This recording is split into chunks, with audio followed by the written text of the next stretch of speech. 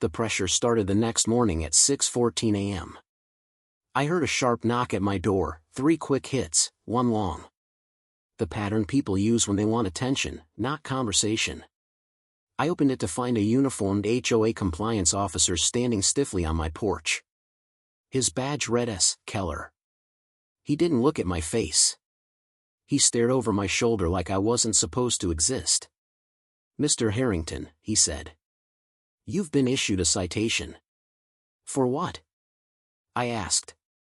He handed me a yellow slip. Violation #113A, unauthorized shoreline structure. I almost laughed. "You mean the stairs my father built in the 80s? He kept his eyes on his clipboard. "They're non-compliant with current HOA standards. They predate the HOA. That information isn't in our system." He placed a second slip on top of the first. "You have 72 hours to remove them." I folded the papers and tucked them inside my jacket. "You're wasting your time. Those stairs aren't going anywhere." His jaw twitched. "Refusal to comply will incur a daily fine." The morning light hit him from behind, turning him into a dark outline in the doorway. He shifted his weight, clearly uncomfortable, then stepped back without another word and walked toward his truck. I watched him leave, then glanced across the lake. 2 board members stood shoulder to shoulder near the clubhouse, watching me through binoculars. The message was obvious: stay quiet or get crushed. 7:39 a.m., evidence feed upload. I uploaded the footage from the previous day into a secure archive. Chemical foam, dead fish, barrel tracks. I marked the files by time, angle, and temperature. Engineers build habits around data. That morning, my habits kept me sane. Before I finished my coffee, an email alert pinged on my phone. Subject: courtesy warning. From Redwater Ridge HOA Enforcement. We've received reports of disruptive behavior near the lake. Please refrain from interfering with maintenance crews. Future incidents may result in suspension of privileges. Suspension of privileges. For walking on my own shoreline.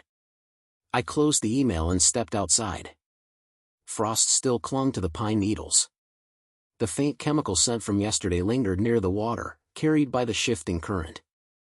As I approached the inlet, I saw tire marks etched into the mud, fresh ones, cutting across the reeds where the maintenance crew had been last night. When I reached the waterline, a laminated sign stood in the gravel. Shoreline closed, contamination assessment in progress. I stared at it for a long moment. They contaminated the lake, then closed it to blame nature. I knelt, snapped photos, checked the timestamp, 8:04 a.m. 9:12 a.m., smear campaign. My neighbor, Linda, waved me over as I walked back up the trail. She tugged her jacket tight around her shoulders. "Ethan," she whispered, glancing around as if the trees were listening. "Is it true?" "Is what true?" "That you dumped something in the lake? Marcus said he saw you out there with containers yesterday." My stomach sank. That lie didn't take long to spread. "Linda, that's not what happened," I said calmly. "Check your security feed. You'll see the HOA crew out there at midnight." She shook her head. "I don't want to get involved. They already warned us about siding with anyone causing trouble." "Trouble?" "I found dead fish." Her expression tightened. "Just, be careful. They're talking about you." She walked away quickly, head down. A smear campaign, fast, quiet, and targeted. Classic strategy: discredit the witness before the witness speaks. 11:43 a.m., the second strike. An email came from Architectural Review. Subject: non-compliant exterior modification. Violation #220F, unauthorized security cameras. I rubbed my forehead. I had 2 cameras. One pointed at my driveway. One pointed at the lake. Both legal. I opened the attachment. The screenshot showed my lake camera circled in red. Exterior devices may not capture common HOA property without approval. Common property. Meaning the shoreline they'd stolen on paper. I typed a short response. Camera predates you. Camera stays. Before hitting send, I noticed the timestamp on their screenshot. 2:51 a.m. Someone had been on my property in the middle of the night, close enough to photograph my camera with a flash. My jaw clenched. I walked outside and checked the ground under the lens. Sure enough, boot prints circled the tree where the camera was mounted. Fresh. Deep. Heavy. They weren't just watching me. They were testing me. 1:02 p.m., the turning point. A metallic thud echoed across the inlet. I looked toward the far shore and saw two workers dragging a barrel across a narrow path. Blue barrel. No labels. The kind used for industrial cleaning agents. I grabbed my binoculars and focused the lens. The worker tilted the barrel. A thin streak of liquid poured out, into a runoff ditch that led directly to the lake. I hit record. A voice drifted across the water, one of the men shouting, "Hurry up. She wants it done before he comes back." She. Victoria. I followed the runoff line with the lens, documenting every second. 3:17 p.m., the confrontation. As I returned to my cabin, I found Victoria waiting near my driveway.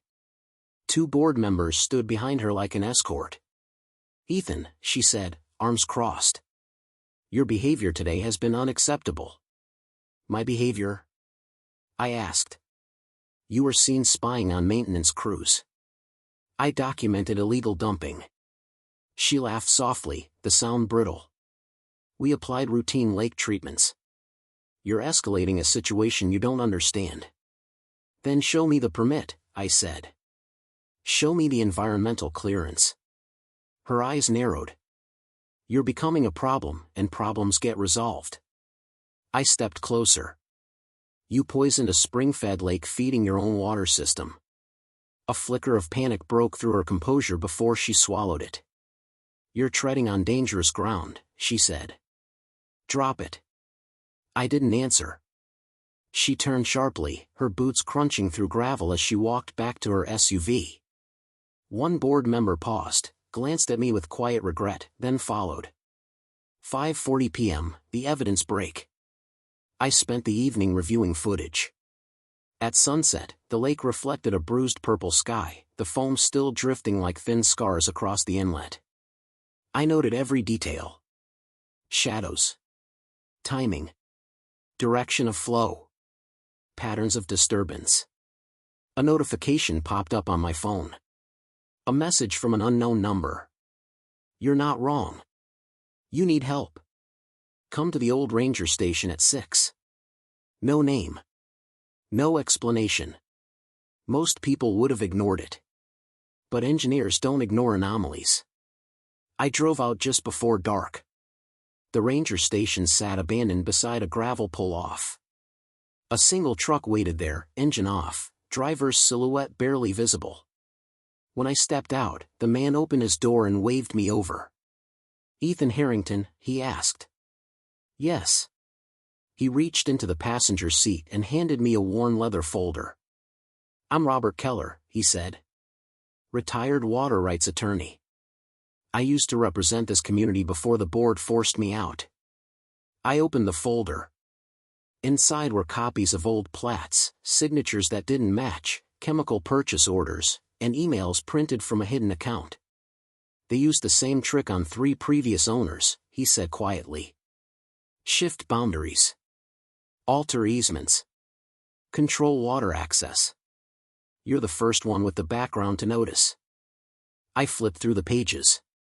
Every document pointed to one conclusion. "They forged everything," I said. He nodded. "And you're going to need a lawyer." I closed the folder and exhaled slowly. My calm didn't waver, but something inside me clicked into place, a shift from defense to strategy. This was no longer about dead fish. It was about exposing the entire structure. And I finally had proof. The pressure began before sunrise. 5:58 a.m. A sharp knock rattled my front door, 3 quick hits followed by one long. I opened it to find a compliance officer standing on my porch. His vest was bright enough to burn through the morning mist. He held his clipboard like a shield. "Mr. Harrington," he said. "You're being cited." "For what?" I asked. He handed over a pink slip. "Violation 77C, unapproved shoreline access." I stared at it. "That's been there for decades." He kept his gaze fixed on the pine trees behind me. "New regulations apply." "Which ones?" I asked. He cleared his throat. "You'll receive the updated guidelines by email." I folded the slip. "This is retaliation." "I just deliver notices," he muttered. As he walked back toward his truck, I noticed another officer in the passenger seat filming the entire interaction. The camera lens never dropped. I checked the timestamp, 6:01 a.m. The day had barely begun, and the board had already made their move. 7:22 a.m. I walked the trail behind my cabin, coffee in hand, trying to clear my head. The lake looked still, but the chemical streaks from yesterday hadn't faded. A faint artificial odor hung in the air, sharper than before. At the waterline, a brand new sign waited for me. "Shoreline closed, pending investigation." The laminated sheet flapped in the wind. Someone had hammered it into my gravel at an angle, as if they were in a hurry or didn't care about precision. This wasn't an investigation. This was an erasure in real time. I took photos from multiple distances. Wide. Close. Angled. Documenting every detail was the only thing grounding me. 8:30 a.m. My phone buzzed. From Redwater Ridge Enforcement. Subject, courtesy warning. Please avoid engaging with maintenance staff. Aggressive encounters will result in limited access privileges. Aggressive encounters. I had asked the man what he dumped in the water. That was all. I pocketed my phone and kept walking. 9:07 a.m. A neighbor, Tom Sutton, flagged me down near the road. He looked nervous, eyes darting toward the clubhouse. "Ethan," he said quietly, "I heard something." "What?" "That you've been interfering with the lake system. People are saying you caused yesterday's fish kill." I exhaled slowly. "You actually believe that?" "I don't know what to believe," he whispered. "But I heard Marcus telling people you're trying to sabotage the community." "Of course. Turn the whistleblower into the villain." "Tom," I said, keeping my voice level, "check your security footage from last night. You'll see who was on the water." He shook his head. "We were told not to share recordings without board approval." He walked off before I could respond. A smear is most effective when people fear the truth. 11:40 a.m. Two board members arrived at my driveway. Same white SUVs, same synchronized posture, same rehearsed neutrality. One held a small tablet. "We need to inspect your cameras," he said. "Why?" I asked. "They may be capturing common property without authorization." "That's the point," I said. "You're required to disable any device that faces shared areas." "My camera predates your rules." They exchanged a quick glance, silent coordination. "We'll issue a formal notice," the taller one said. "Failure to comply will result in escalating fines." They drove off, leaving tire marks carved deep into my gravel. 1:03 p.m. From my back deck, I saw the maintenance barge drifting near the far shore. Two workers lifted a barrel together, struggling under its weight. They positioned it over a drainage line that fed into the lake. The barrel tilted. A thin stripe of pale liquid spilled directly into the ditch. I grabbed my binoculars and filmed the entire sequence. My hands stayed steady. My breath didn't change. The calm felt unnatural, like my body had accepted the war before my mind caught up. One worker shouted, "Move it. She wants it done before he shows up again." She. Victoria. They loaded the empty barrel and pushed off. 2:50 p.m. Another email arrived. Subject, noise disturbance complaint. Violation 18N, excessive activity at residence. I laughed once, humorless. I had spoken to no one. I had done nothing but observe. The goal was clear: drown me in accusations until the weight of defending myself became unbearable. But pressure only works on people who step back. I stepped forward. 4:19 p.m.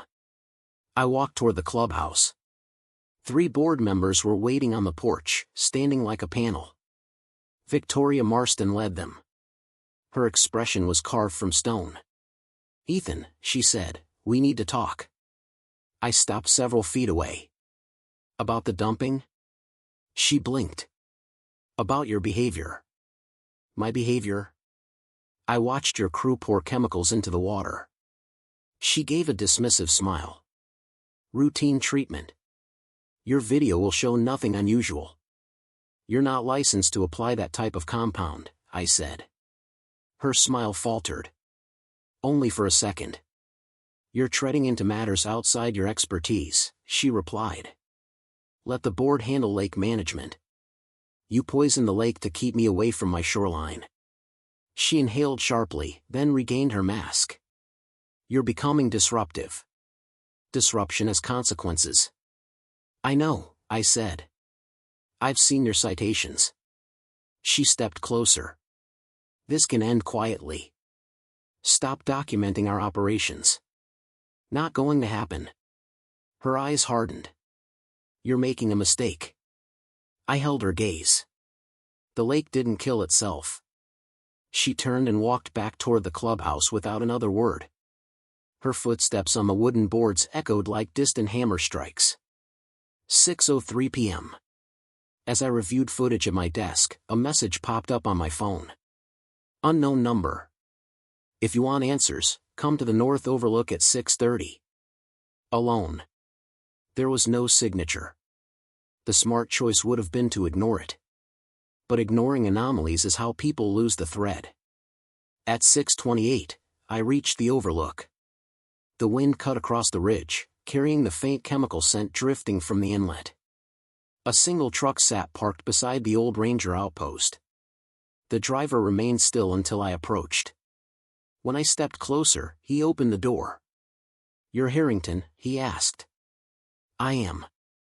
He extended a hand. "Name's Robert Hale. Retired water rights attorney. I used to handle compliance for this development. Why contact me?" I asked. He reached behind the seat and pulled out a thick folder. The pages were yellowed along the edges, the ink faded. "Because I saw your footage," he said. "And because what happened to you happened to others." He handed me the folder. Inside were plats, signatures, covenant revisions, and email chains between board members. Every document pointed to one thing: intentional boundary manipulation and unauthorized chemical use. "They've been altering lake access rights for years," Hale said. "Most owners never noticed." "You did." I flipped to a page dated 3 months earlier. A chemical purchase order. A handwritten note in the margin. "Apply at night. No sampling for 48 hours. I closed the folder. "This is enough to start a case," I said quietly. He nodded. "You're not alone anymore." I looked out over the darkening lake. The surface held a faint unnatural sheen under the dying light. The pressure had shifted. Not away, just sideways. Now it pointed toward them. Control returned in pieces, not all at once, not with a single revelation.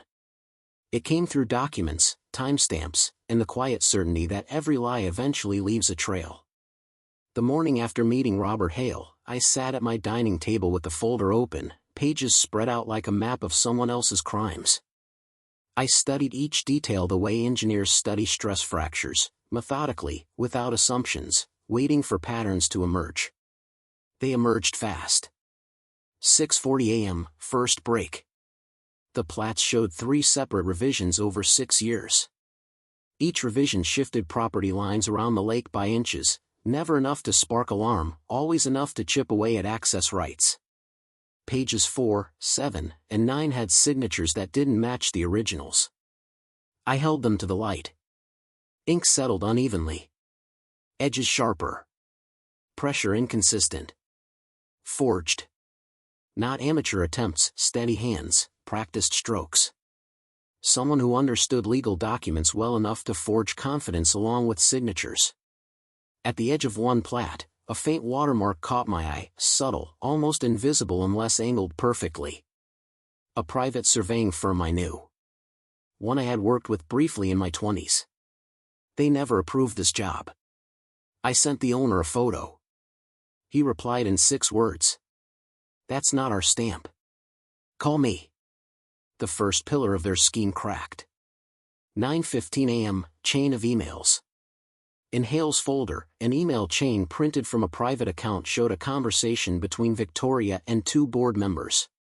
The tone was casual, like discussing landscaping choices, not property theft. "We need a shoreline for the new dock expansion. Move the easement again. He'll notice. Then distract him. Code violations work." Another line, lower in the thread. "Water treatment tonight. Make sure no cameras cover the south inlet." That one hit like a punch. They weren't careless, they were coordinated. 10:02 a.m., permit audit. I cross-checked every environmental permit the HOA publicly claimed to hold. All listed serial numbers. All had expiration dates. 3 were expired. 1 was never issued. 2 had been altered with a mismatched font block. I double-checked with the Montana Department of Environmental Quality. Their response came 10 minutes later. No valid permits on file for chemical application. Another pillar gone. 11:50 a.m., the runoff line. I hiked back to the inlet with a measuring stick and a soil kit. The ground still held chemical residue, though the rain overnight had diluted the concentration. I followed the runoff trench from the water back toward the maintenance path. The soil darkened gradually, then suddenly spiked with a chemical odor near a shallow depression, freshly filled, loose enough to disturb with my boot. I knelt, brushed away a layer of dirt, and uncovered a torn barcode from one of the blue barrels. The numbers were still readable. I typed them into an industrial database. The compound was a pond sterilizer banned in multiple states due to toxicity and long-term groundwater impact. They hadn't treated algae. They had scorched the lake to prevent use. Burned it chemically. And they thought rain would erase the evidence. 1:22 p.m., the worker talks. I spotted the young maintenance worker, the same one who avoided me during the fish kill, sitting alone near the maintenance shed, helmet off, staring at the ground like the world had lost color. I approached slowly. "Mind if I sit?" I asked. He shrugged. "You didn't look comfortable dumping those barrels," I said. His shoulders stiffened. "I don't want trouble." "You already have it," I said calmly. "Just not from me." He rubbed a hand across his jaw, eyes fixed on the gravel. "They told us it was safe," he whispered. "Said it was a nutrient mix. But the smell." He stopped. "Look," he continued, "I don't know everything. We just follow orders." "Whose orders?" He hesitated. Fear flickered across his expression like a warning. "Victoria," he finally said. "She gave the instructions herself. Night application only. No documentation." My chest tightened, not from shock, but confirmation. He swallowed hard. "You didn't hear it from me." "I heard nothing," I said. "Take care of yourself." I walked away with more than enough to map the final lines of their operation. 3:45 p.m., strategy tightens. Back home, I organized every piece of evidence on my dining table. Forged plats. Mismatched signatures. Private email chains. Illegal chemical purchase orders. Soil analysis. Worker testimony. Video footage. DEQ confirmations. Midnight dumping timeline. The pattern was no longer subtle. It wasn't even hidden. The HOA had engineered a long-term strategy.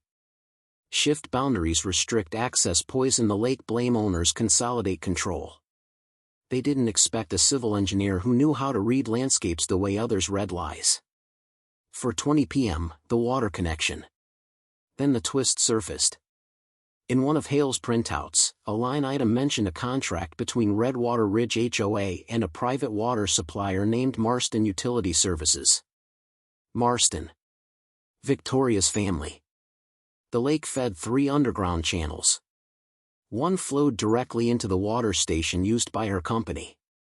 The realization landed clean. They poisoned the same water source they resold to the subdivision. They tried stopping me, and damaged their own supply. Control without competence always collapses eventually. I sat back, breath steady, pulse even. This wasn't just a property dispute. It was a contamination event with economic motives and widespread risk. 5 p.m., the decision. I called Hale. "We have enough," I said. "You ready for the next step?" he asked. "Yes." "Good," he said. "Because I already spoke with a firm in Helena. They specialize in easement disputes and environmental violations." I exhaled slowly. A rare moment of calm, clean, deliberate, earned. "We file?" I asked. "We file," he replied. 6:18 p.m., public exposure. Before meeting him in town, I loaded select footage onto a secure mirror drive. Not everything. Just enough to make the pattern undeniable. I uploaded the fish die-off. Then the dumping. Then the forged plat comparison. I didn't post it publicly. Not yet. I sent it to 3 regional journalists with a single line. Redwater Ridge isn't what it claims to be. No accusation.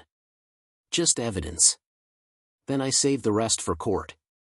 7:04 p.m., the filing.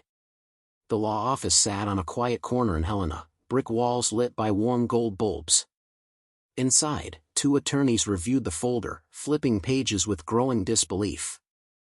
"This is comprehensive," the senior lawyer said. "It's deliberate," I replied. He nodded. "We'll file under environmental negligence, fraudulent alteration of plats, and interference with property rights." "An injunctive relief," Hale added. "Absolutely." The attorney slid a draft across the table. "Review it," he said. "Then sign." I read every line. Every statute. Every charge. Then I placed my signature on the final page. The reversal was complete. This wasn't me fighting for a shoreline anymore. This was a structural teardown. The attorney collected the papers. "Once this is submitted," he said, "everything changes." I looked out the window at the darkening sky, the outline of the mountains sharp against fading light. "It already has," I said. And with that, the quiet war crossed into daylight. The courthouse in Helena always felt colder than the outside air, quiet marble, echo-heavy corridors, and a kind of formal stillness that forces everyone to move slower. I walked through the entrance at 8:12 a.m., carrying one small black binder. Not a box. Not a stack. Just one binder filled with facts strong enough to break an entire system. My attorney, Mark Tolland, met me near the security desk. Clean suit. Even cleaner posture. He carried nothing but a yellow legal pad. "You ready?" he asked. "As ready as I'll ever be," I said. He nodded once. "They're nervous." "That's good." We entered courtroom 3B. The HOA board sat at the defense table, Victoria Marston in the center, back straight, jaw locked. Her attorney surrounded her like a perimeter. She didn't look at me, but her fingers tapped the table in a relentless pattern. Control slipping through every tap. We took our seats. The judge entered. Everyone rose. The air shifted, heavy and expectant. Opening statements. Victoria's attorney went first, tone polished and overly calm. "Your Honor, this case revolves around a misunderstanding. The HOA acted within its authority to manage shared resources. Any suggestion of misconduct is based on selective footage, misinterpreted documents, and the plaintiff's personal frustration." He spoke like someone trying to lull a room into sleep. Mark stood next. Short.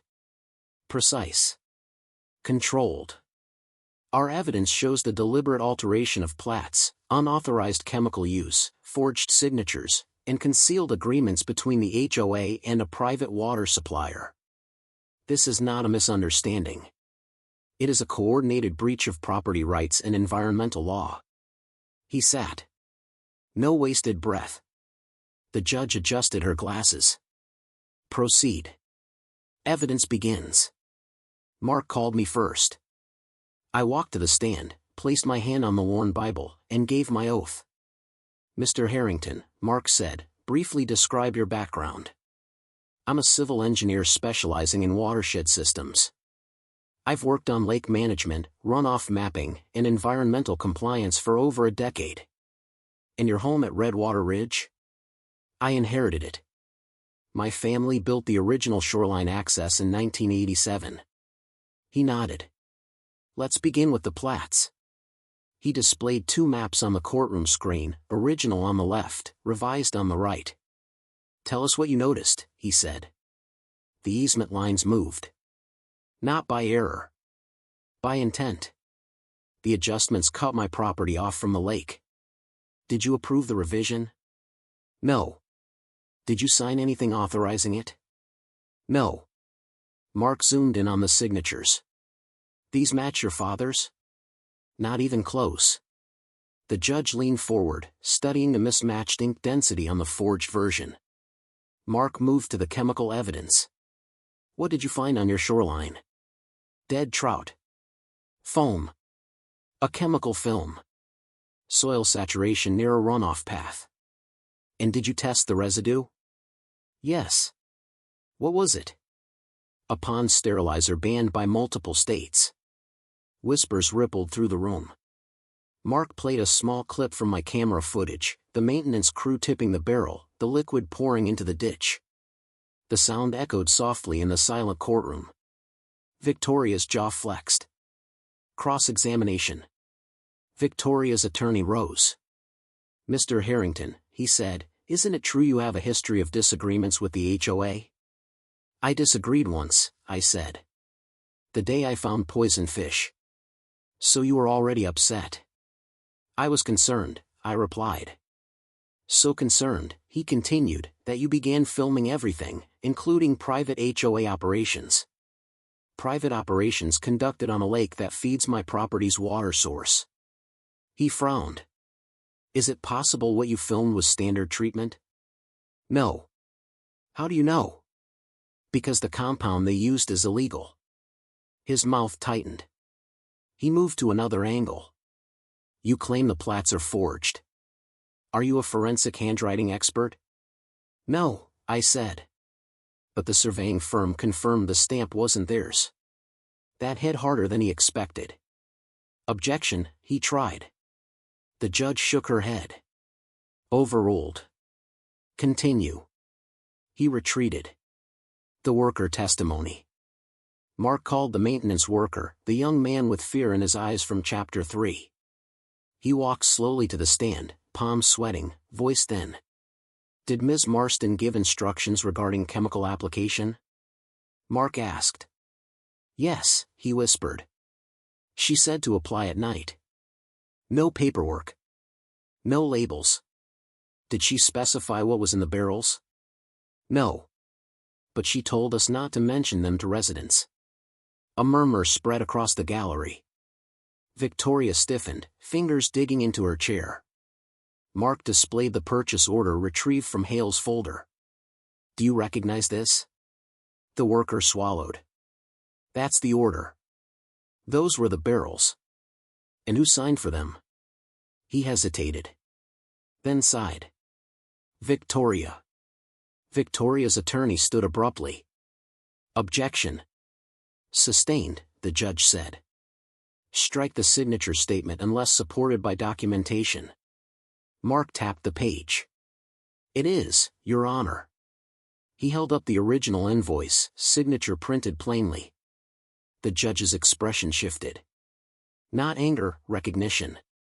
A brick had cracked in the HOA's wall. The turning point. Next came the DEQ representative. He spoke clearly, with the certainty of someone who had measured every fact twice. No permits were submitted for any chemical treatments, he said. None? Mark asked. None. And the substance found in the soil? Mark continued. Matches the signature profile of a restricted sterilizer. Victoria's attorney barely objected. The foundation under them was gone. Victoria takes the stand. Her attorney had no choice. They needed her explanation. She walked to the stand with controlled confidence, shoulders back, chin high. But her voice betrayed tension. Ms. Marston, her lawyer asked, did you ever authorize harmful substances to be introduced into the lake? No, she said loudly. Absolutely not. Mark rose. Ms. Marston, did you send this email? He displayed the private chain. Her eyes flickered. I don't recall. Did you instruct workers to apply chemicals at night? No. Did you sign this purchase order? I don't think so. Then whose signature is this? He enlarged the document. Her face paled. I can't see clearly from here. I'll bring it closer, Mark said. Her tone sharpened. That won't be necessary. The judge watched her with unblinking interest. Mark's final question was quiet. Ms. Marston, why did you revise shoreline boundaries without owner approval? I didn't, she insisted. Without reacting, Mark tapped his binder. Then how do you explain 3 consecutive plats with altered lines, matching your board meeting dates, and stamped by a firm that has confirmed these are forgeries? Silence swallowed the courtroom. Her attorney closed his eyes. Damage done. No recovery possible. The ruling. The judge removed her glasses and set them gently on the bench. This court finds substantial evidence of environmental violations, forged plats, unauthorized chemical use, and willful interference with private property rights. Victoria's composure cracked completely. The judge continued. The HOA is ordered to cease all lake operations immediately. An independent receiver will assume control. Ms. Marston is removed from office effective today and referred to the county prosecutor for further review. She paused, eyes scanning every face. And let this be plain. Manipulating records and misusing authority carries consequences. Her final line hit like a hammer. Keep your receipts. The gavel fell. The war was over. The truth wasn't. The lake looked different the morning after the ruling. Not cleaner. Not healed. But calmer, like the water finally stopped bracing for whatever the HOA planned next. The surface carried a faint ripple from a gentle breeze drifting off the ridge.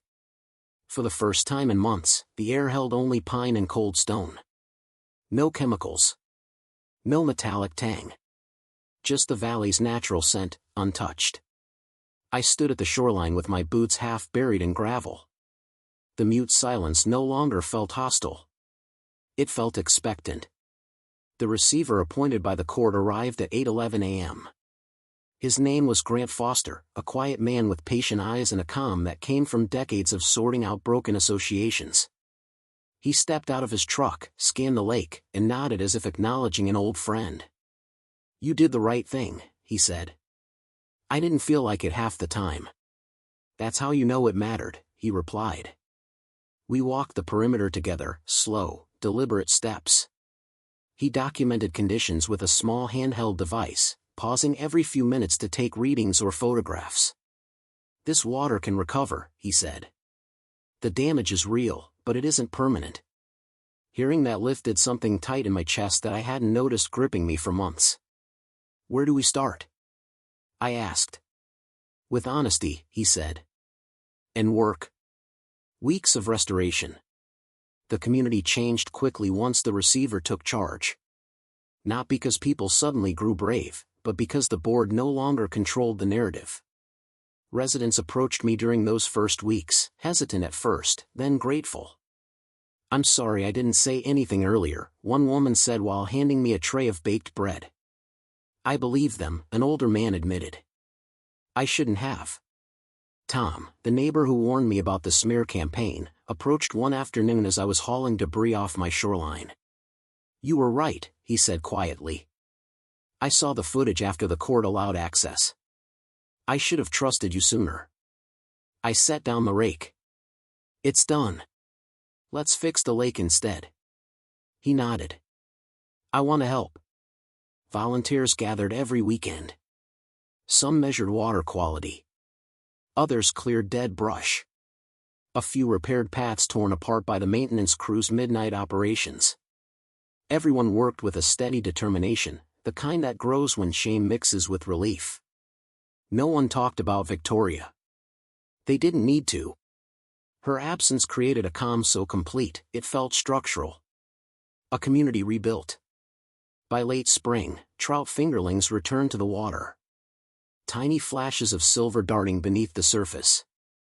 The first time I saw one break the shallows, I felt a simple, grounding gratitude I hadn't felt since before the poisoning. Grant joined me on the ridge when the hatchery delivery arrived. You did more than expose corruption, he said. You restored something these families forgot how to value. I watched the fingerlings scatter through the clear water, adjusting to their new home. Funny, I said. I didn't set out to change anything. I just wanted to fish. Grant chuckled. That's how most fights start. Someone tries to take something small. Someone else refuses to give it up. His words stayed with me. The years after. Control over the lake slowly returned to the community, not the HOA, but the neighbors themselves. They voted to restructure their association, but under strict oversight from a third-party manager. Rules became transparent. Boundaries reverted to their legal origins. The forged plats were destroyed, replaced with certified ones. One evening, 2 years after the verdict, I attended a town meeting in the small community hall near the north entrance. The room was packed, standing room only. Not a single person looked tense. Not a single person whispered behind hands. The new board chair, a soft-spoken woman named Ellen Pierce, spoke clearly from the podium. We have completed the final phase of lake restoration, she said. Water tests confirm full recovery. Applause filled the room, not loud, but steady, genuine. When it settled, she turned toward me. Ethan, would you like to say something? I hesitated. Public speaking wasn't a habit. But I stepped up anyway. I didn't do this alone, I said. Everyone here played a part. You restored a lake that feeds your homes, your families, and this valley. You chose truth over fear. That choice is what healed this place. The crowd remained silent, but not cold, listening, absorbing, acknowledging. And this community, I continued, is stronger now than before any of this happened. Ellen smiled. Thank you. After the meeting, several people approached, each with a kind word, a handshake, or a simple nod. No one treated me like a problem anymore. Not like a threat. Just a neighbor. Final restoration. On the first warm day of summer, I carried my old fishing rod down to the rebuilt shoreline. The stairs, my father's stairs, had been restored to their original look. Clean rails. Straight lines. Sealed wood. Every plank rooted in the exact place he once hammered them. I sat on the bottom step, feeling the grain under my hand. A boy from 2 houses over jogged down the path. Catching anything today? He asked. Maybe, I said. Haven't tried yet. He grinned. Good luck. My dad said the trout are jumping near the inlet. I smiled. Tell him thanks. He ran off, splashing water with each step. I cast the line. The sound of the lure hitting the lake echoed softly, clean, sharp, undistorted. The ripples drifted across a surface finally free from the scars of chemicals. The mountains reflected in perfect symmetry. For a brief, steady moment, everything felt aligned. The quiet victory. Later that evening, when the sun lowered behind the ridge, I walked back up the trail. The air carried nothing but pine and cool wind. No diesel, No panic. No meetings scheduled behind closed doors. I paused at the top of the hill and looked back at the lake. I didn't feel triumphant. I didn't feel victorious. I felt settled. Things had returned to what they should have been all along: neighbors sharing a lake, a community managing itself, truth replacing secrecy. Grant once told me restoration isn't about fixing the past, it's about ensuring the past can't repeat. He was right.